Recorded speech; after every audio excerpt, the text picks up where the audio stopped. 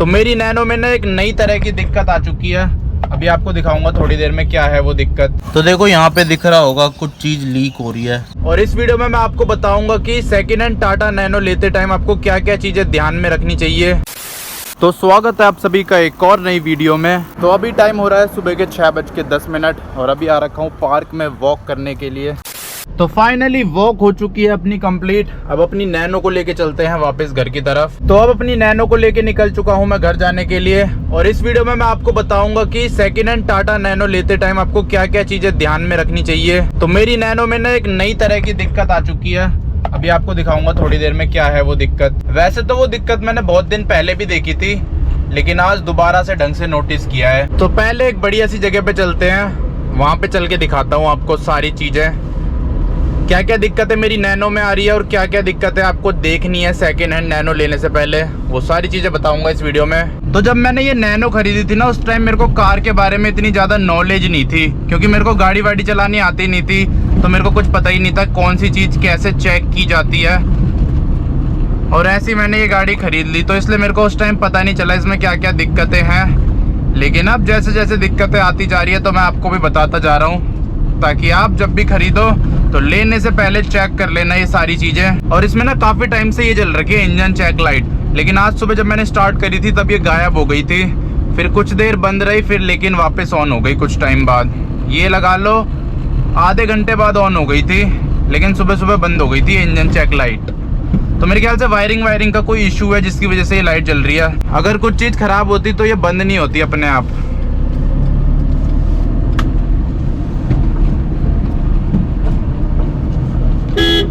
तो अब आ चुके हैं हम दिल्ली के पहाड़ों में। तो सबसे पहले तो आपको वो दिखा देता हूँ कि दिक्कत नई क्या आ रही है इसमें। बाकी तो पहले से थी, कुछ नई आ रही है ना। तो देखो यहाँ पे दिख रहा होगा कुछ चीज लीक हो रही है, ये देख रहे हो यहाँ पे। इसका वो लीक हो रहा है इंजन ऑयल। ये देखो एकदम लिक्विड सा है, सूखा हुआ नहीं है। अगर बहुत पुराना होता तो सूखा हुआ होता। तो ये लीक हो ही रहा है, थोड़ा थोड़ा हो रहा है, इतना ज़्यादा नहीं हो रहा, लेकिन हो रहा है। ऊपर से ही हो रहा है कहीं लीक, ये देख रहे हो। तो ये नई दिक्कत आई है इसमें टाटा नैनो में। तो अब आपको बताता हूँ और क्या क्या चीज़ें आपको चेक करनी है। तो सबसे पहले ना गाड़ी का जो मेन काम होता है वो होता है एसी। और जो नैनो होती है ना, उसमें सबसे ज़्यादा जो मेन दिक्कत है वो एसी की ही आती है। जो सेकेंड हैंड नैनो लोग बेच रहे होते हैं, बहुत सारों में तो चल ही नहीं रहा होता, और बहुत सारों में चल भी रहा होता है तो वो उस टाइम पता नहीं चलता। उस टाइम आपको लगेगा कि सही चल रहा है, लेकिन कुछ टाइम बाद वो एसी दिक्कत करने लग जाएगा। तो अब आपको वो बता देता हूँ एसी कैसे चेक करना है। सबसे पहले तो आपको ये खोल देना है, क्या बोलते हैं इसे, बोनेट को, और गाड़ी को कर देना है स्टार्ट। देखो अभी करता हूँ स्टार्ट कर दिया। अब एसी को कर देना है ऑन। फिर उसके बाद जाना है आपको गाड़ी से बाहर और इसका बोनट खोलना है। तो यहाँ पे ना इसका वो होता है कंडेंसर फैन, ऐसे बोनट खोलना है और यहाँ पे चेक कर लेना है कि ये फैन चल रहा है या नहीं चल रहा। देखो अभी के टाइम तो चल रहा है, अभी दिखाता हूँ आपको।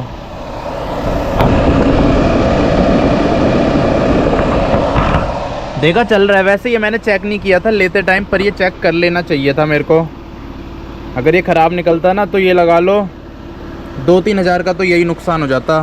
फ़ैन इसका इतने का ही आता है अगर आप ओरिजिनल लोगे। कंपैटिबल थोड़ा सस्ता आ जाएगा 1500-1700 तक का। तो ये तो सबसे मेन चीज़ है, ये आपको चेक करनी ही करनी है, कंडेंसर फ़ैन। क्योंकि अगर ये ख़राब हो जाता है ना तो एसी चलता नहीं है। और हाँ, जब मैंने ये गाड़ी खरीदी थी तो इसका ये वाला फ़ैन चल नहीं रहा था। और ऊपर से जो मेरी गाड़ी का फ़ैन है वो अभी तो चल रहा है, लेकिन उतना फास्ट नहीं चलता जितना चलना चाहिए इसे। तो ये ख़राब है, लेकिन अभी जब तक चल रहा है, जब तक काम चला रहा हूँ। पर ये चेंज करना पड़ेगा आने वाले टाइम पे मेरे को, क्योंकि ये इतना फास्ट नहीं चलता। मैंने चेक करवाया था ना, तो उन्होंने बोला था ये ख़राब हो रहा है, इसकी मोटर चेंज करवा लेना, नहीं तो फ़ैन चेंज करवा लेना, दोनों में से एक चीज़ होगी। और जब मैंने ये गाड़ी खरीदी थी ना, तो उस टाइम पूरी तरह से गर्मियों का मौसम नहीं आया था। उस टाइम ठंडियाँ जाने वाली थी, लेकिन ठंड थी थोड़ी थोड़ी। दोपहर में गर्मी हो रही थी थोड़ी थोड़ी, लेकिन सुबह शाम तो एकदम प्रॉपर ठंड थी। तो इसलिए उस टाइम बढ़िया चल रहा था एसी, इतना पता ही नहीं चला कंडेंसर फैन का। और मेरे को तो पता ही नहीं था इसका कंडेंसर फैन होता किधर है, इतना तक भी नहीं पता था मेरे को उस टाइम। फिर उसके बाद जब मैंने एसी की सर्विस कराई, जब एकदम प्रॉपर गर्मी आ गई ना, तब इसमें एसी नहीं काम कर रहा था। एसी चला दो ठंडी नहीं कर पाता था वो गाड़ी को। फिर जब मैंने एसी की सर्विस कराई तब जाके मेरे को पता चला कि इसका कंडेंसर फैन बंद हो रखा है।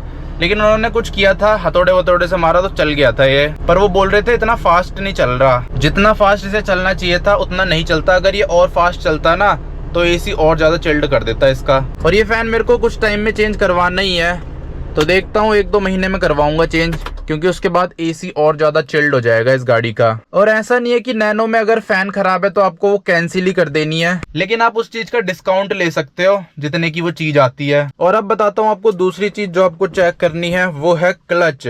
तो जब मैंने गाड़ी ली थी मेरे को तो पता ही नहीं था गाड़ियों का क्लच कैसे काम करता है। तो इसका क्लच पता है कैसे था, जब हम गाड़ी को स्टार्ट करते थे ना और क्लच दबाते थे तो गाड़ी में से अजीब सी आवाज आती थी, उसे शायद बेरिंग की आवाज बोलते हैं, बेरिंग टूट रखी थी इसकी। तो जैसे क्लच दबाते थे अजीब सी आवाज आती थी गाड़ी से। लेकिन जब मैंने क्लच प्लेट इसमें नहीं डलवाई है, क्लच का काम करवा दिया, अब क्लच दबाता हूँ तो कोई आवाज नहीं आती, वैसी रहती है जैसी आती है आवाज। लेकिन पहले इसका क्लच दबाने पे ना अजीब सी आवाज आती थी, तो मैंने सोचा ऐसी आती होगी गाड़ियों में से, मेरे को पता नहीं था। फिर एक दिन जब मैंने चेक कराई तब पता चला इसका क्लच एकदम ही खत्म हो रखा है। फिर मैंने इसमें क्लच प्लेट भी डलवाई लेने के बाद, क्योंकि इसको लेके मेरे को उत्तराखंड जाना था और बिना क्लच प्लेट के चढ़ नहीं पाती वहाँ पहाड़ों में, वहाँ एकदम खतरनाक चढ़ाई है। तो पहाड़ों के लिए क्लच प्लेट एकदम सही होना बहुत ही ज्यादा जरूरी है, तभी आपकी नैनो चढ़ पाएगी। तो इसीलिए ये चीज भी चेक कर लेना, क्लच वगैरह चेक कर लेना। और क्लच का जो खर्चा है, अगर आप क्लच प्लेट चेंज कराते हो तो 5 से 6 हजार रुपए का खर्चा है, तो उस हिसाब से देख लेना। इससे कम में तो मुश्किल ही होगा क्लच का काम, इतने में ही होगा आपका। और हाँ, एक और चीज याद आई, मैंने इसकी ये भी तो चेंज कराई थी, विंडशील्ड। तो उसमें भी ना क्रैक था यहाँ पे, लेकिन जब मैंने खरीदी तो उस टाइम मेरे को पता ही नहीं चला, मैंने इतना ध्यान ही नहीं दिया। और आपको उसके पीछे की वो बता देता हूँ स्टोरी क्या थी। तो जब मैंने ये गाड़ी खरीदी थी ना उस टाइम ठंडियों का मौसम था, और ठंडियों में जब क्रैक पड़ता है तो उतना जल्दी से बढ़ता नहीं है, लेकिन जैसे गर्मियों का मौसम आता गया ना वो क्रैक बढ़ बढ़ के यहाँ तक पहुँच गया था। तो जिसकी वजह से फिर उसके बाद मेरे को चेंज कराना पड़ा इसका विंडशील्ड। इसीलिए गाड़ी लेने से पहले सारे के सारे शीशे जरूर चेक कर लेना एकदम अच्छे से, एकदम कोने कोने से। अगर इतना भी क्रैक हुआ ना, ठंडियों में लोगे तो उतने का उतना ही रहेगा, लेकिन जैसे जैसे गर्मी आती जाएगी वो बढ़ बढ़ के यहाँ तक चला जाएगा। तो इस चीज़ का ध्यान रखना, सारे शीशे जरूर चेक कर लेना लेने से पहले। और आपको विंडशील्ड का प्राइस भी बता देता हूँ। तो विंडशील्ड मैंने कितने की चेंज कराई थी, 2000 रुपये के आसपास की चेंज कराई थी, तो इतने की मिलेगी आपको। और ये ओरिजिनल नहीं है, ये देख लो यहाँ पे लिखा है ये कंपैटिबल है। ओरिजिनल तो और महंगी थी, 5-6 हजार रुपये की, तो ये नकली वाली है, लोकल वाली, ओरिजिनल नहीं है। जैसे ये वाले शीशे है ना, ये ओरिजिनल है, इसमें लिखा होता है, बाहर से दिखाता हूँ, अंदर से तो उल्टा लिखा है, समझ नहीं आ रहा। देखो इसमें लिखा रहता है टाटा सेंट गोबेन सिक्योरिट, सारे शीशों में यही लिखा रहता है, चाहे इसमें देख लो छोटे से शीशे में भी, लेकिन इसमें अलग लिखा है, इसमें लिखा है टाटा अतुल गोल्ड, तो इसीलिए नकली वाला शीशा है। वैसे तो ये भी सही है, ISI बना है इसमें भी, पर वही है तो लोकली। और ऊपर से चारों तरफ स्क्रैचेस और डेंट्स भी चेक कर लेना। देखो जैसे इसका बम्पर कट रखा है यहाँ से, और स्क्रैचेस है यहाँ पे बहुत सारे, तो ये सब भी चेक कर लेना। जंक चेक कर लेना सबसे मेन चीज़ तो, क्योंकि टाटा नैनो में जंक बहुत लगता है। और जंक आपको पता है कहाँ कहाँ चेक करना है, सबसे मेन तो बोनट के अंदर चेक कर लेना, चारों तरफ कितना जंक लग रहा है। अगर बहुत ही जंक लग रहा है फिर तो छोड़ ही देना उस गाड़ी को, देखना भी मत उसकी तरफ। इसमें देख लेना, चारों तरफ देख लेना, पर मेन तो बोनट के अंदर देख लेना। और यहाँ नीचे की साइड भी देख लेना, चारों तरफ जंक तो नहीं लग रहा। टायर्स देख लेना कितने बच रखे हैं, अगर टायर्स बहुत ही ज़्यादा घिस रखे हैं तो आपको चारों टायर चेंज कराने पड़ेंगे। और एक टायर इसका आ जाता है लगभग 2200 से 2500 रुपये के बीच में। MRF के टायर्स लग रखे हैं इसमें सारे के सारे, लेकिन आगे इसमें आपको 130 सेक्शन का टायर मिलता है और पीछे 155 का। तो हो सकता है ये वाला टायर थोड़ा महंगा हो, मैंने आगे वाला एक चेंज करवाया था, इस साइड का ही चेंज करवाया था, ये 130 सेक्शन का है, MRF का ही देख लो, MRF। तो ये सारी चीज़ें चेक करनी है आपको। और ये भी चेक कर लेना वाइपर सही चल रहा है, इसमें पानी वानी सही चल रहा है। तो मेन तो ये सारी चीजें हैं जो आपको चेक करनी है गाड़ी के अंदर। तो अब चलते हैं वापस घर की तरफ, और अब आपको वैसी चीजें बता देता हूँ जो आपको चेक करनी है चलाते टाइम। तो क्लच तो मैंने बता ही दिया आपको, क्लच के अलावा आपको गियर्स चेक कर लेने हैं, स्मूथली लग रहे हैं या नहीं लग रहे, गियर्स में कोई दिक्कत तो नहीं आ रही।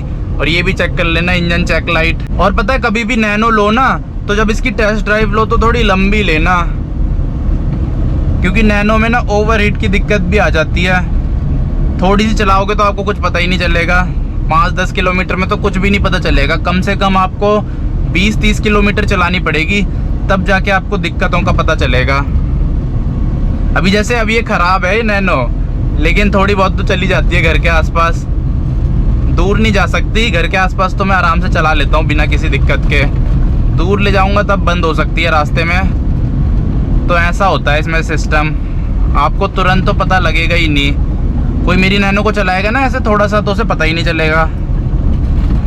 अभी देखो मैं आराम से इधर उधर घूम रहा हूँ घर के आसपास, पार्क गया, सुबह मंदिर गया, अब वापस घर भी जा रहा हूँ, तो कोई दिक्कत नहीं है ऐसे घर के आसपास चलाने में। दिक्कत होती है जब थोड़ा लंबा जाना हो, 30, 40, 50 किलोमीटर। एक दिन इसे लेके गया था मैं पंजाबी बाग, जो मेरे घर से 30 किलोमीटर दूर है, तो वहाँ पे बंद हो गई थी, ये स्टार्ट नहीं हो रही थी। लेकिन वहाँ से आने के बाद मैंने इसमें स्पार्क प्लग चेंज करवाए थे, और उसके साथ साथ कॉर्ड वायर जो स्पार्क प्लग में लगी रहती है, तो उसके बाद से तो सही चल रही है। उसके बाद मैंने चेक नहीं किया कि बंद हो रही है नहीं हो रही। उसके बाद मैं दूर भी नहीं लेके गया ना इसे, जब एकदम प्रॉपर ठीक हो जाएगी ना जब ही ले जाऊंगा अब इसे दूर, वरना जब तक दूर नहीं ले जाऊंगा। वैसे ना लोग नैनो लेते हैं तो इसका इंजन चेक करते नहीं है खोल के, क्योंकि लोगों को लगता है इसका इंजन खोलना बहुत मुश्किल होता है, लेकिन इतना मुश्किल है नहीं। पीछे वाली सीट डाउन करो, फिर 6 नट होते हैं, हाथ से ही खुल जाते हैं वैसे, तो उन्हें खोल के फटाफट चेक कर लो एक बार इंजन, क्योंकि जब ले ही रहे हो तो थोड़ी मेहनत कर ही लो। मैंने नहीं चेक किया था इसका इंजन, मैंने तो खोल के भी नहीं देखा था, ऐसे ही ले आया था। तो इसीलिए जो गलती मैंने करी है वो आप मत करना। लेने से पहले एक बार खोल के देख लेना इंजन, खोलने में क्या जा रहा है। थोड़ा ही टाइम लगेगा, 2-3 मिनट, लेकिन उससे आपको थोड़ा पता तो चल जाएगा अंदर है क्या इसमें। तो बस इतनी ही चीज़ें चेक करनी है और तो कुछ नहीं है इसमें। बाकी सस्पेंशन चेक कर लेना, ऊबड़ खाबड़ रास्ते में ले जाके आवाज़ तो नहीं कर रहे। और उसके अलावा लाइट्स चेक कर लेना सारी जल रही है या नहीं जल रही। मैंने तो ये भी चेक नहीं किया था कि लाइट जल रही है या नहीं जल रही, फिर घर आके पता चला जब रिवर्स करते हैं तो यहाँ पे लाइट जलती है ना, वो वाली लाइट नहीं जलती थी इसमें, तो वो भी ठीक कराया था फिर मैंने। वैसे लाइटिंग तो आसानी से हो जाती है ठीक, इतना महंगा खर्चा नहीं है उसमें, पर ये है कि फिर भी थोड़े बहुत पैसे तो लगाने ही पड़ जाते हैं, 500-1000 रुपये। तो बस यार यही सारी चीज़ें हैं जो चेक कर सकते हो आप टाटा नैनो ख़रीदने से पहले, ताकि आपको एक बढ़िया गाड़ी मिल पाए और आपका नुकसान ना हो ज़्यादा। तो बस इस वीडियो को यहीं पे ही एंड कर देते हैं, आप चलते हैं इसको लेके घर।